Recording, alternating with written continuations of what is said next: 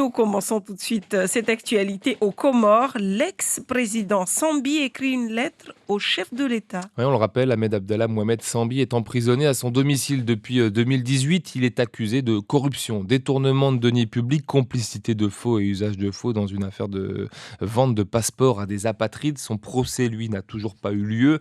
Dans son courrier, après s'être défendu des accusations qui portent sur lui, l'ancien président explique notamment les dysfonctionnements du système judiciaire du pays. Il parle notamment de séquestration puisque sa détention a dépassé la durée légale de 8 mois. Il évoque également son état de santé en déclin dans cette lettre et s'étonne qu'une ordonnance d'évacuation signée le 2 janvier 2020 par un juge n'a toujours pas été appliquée. Son courrier, daté du 16 mai, n'a reçu à l'heure actuelle aucune réponse. Le président Azali, lui, s'est exprimé sur Twitter. Il a dénoncé notamment les violences policières aux États-Unis suite au décès de George Floyd. Un tweet qui a fait réagir la communauté comorienne sur les réseaux sociaux. Un article à ce sujet d'ailleurs à lire ce matin sur le site Al-Comoria.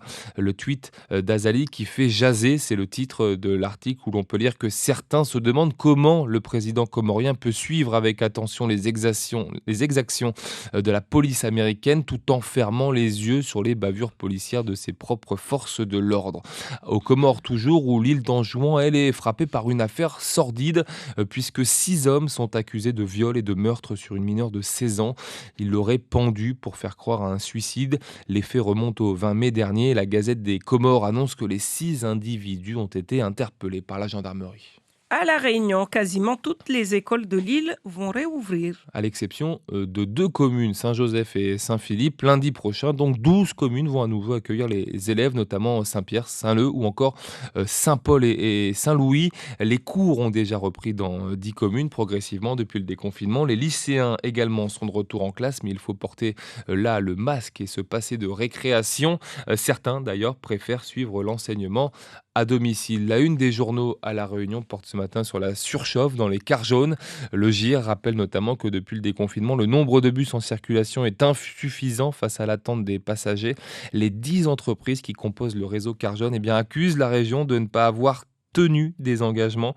Une opération escargot de la route du littoral jusqu'au siège de la Réunion à Saint-Denis doit se tenir ce matin.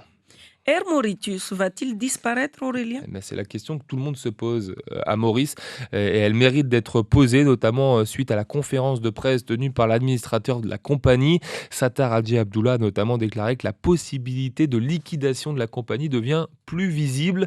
La faute à d'importants frais mensuels qu'Air Mauritius a continué à payer pendant la crise sanitaire alors qu'elle se trouvait en cessation totale d'activité commerciale. Les pertes pourraient atteindre 225 millions d'euros d'ici mars 2021. À Maurice, les crèches et les garderies, elles, ont réouvert ce mardi. Pourtant, l'île ne comptait plus aucun cas actif coronavirus depuis le 13 mai dernier. Le pays a d'ailleurs levé son couvre-feu sanitaire seulement ce dimanche, tout en maintenant le port du masque, le respect des gestes barrières ou encore la distance sanitaire. D'ailleurs, malgré son déconfinement annoncé, les magasins lundi remarquaient que le grand engouement pour les achats, comme c'était le cas avant le confinement, n'avait pas eu lieu. C'est ce qu'a notamment déclaré un commerçant aux médias locaux. À Madagascar, l'épidémie, elle, continue de gagner du terrain. Oui, 845 cas confirmés, 6 morts, 654 hospitalisations. C'est le bilan à l'heure actuelle dans la Grande Île. La côte est au nord de Tamatave reste la plus touchée. L'armée y a d'ailleurs été déployée pour interdire les déplacements de la population. La région de Tamatave est isolée. La population vit en confinement strict. Cette pandémie de Covid-19 va également perturber la production risicole malgache. La saison touche à sa fin dans la région du centre-est du pays, véritable grenier à riz du pays. On rappelle qu'en 2018, 520 000 tonnes de riz avaient été produits. Le cru 2020 sera forcément moins bon. La faute notamment à la main-d'œuvre en berne avec l'effet Covid-19. Mais ce qui alerte désormais les cultivateurs, s'en a-t-il, c'est de savoir comment vendre et surtout comment faire sortir le riz hors de la région et hors du pays de Madagascar.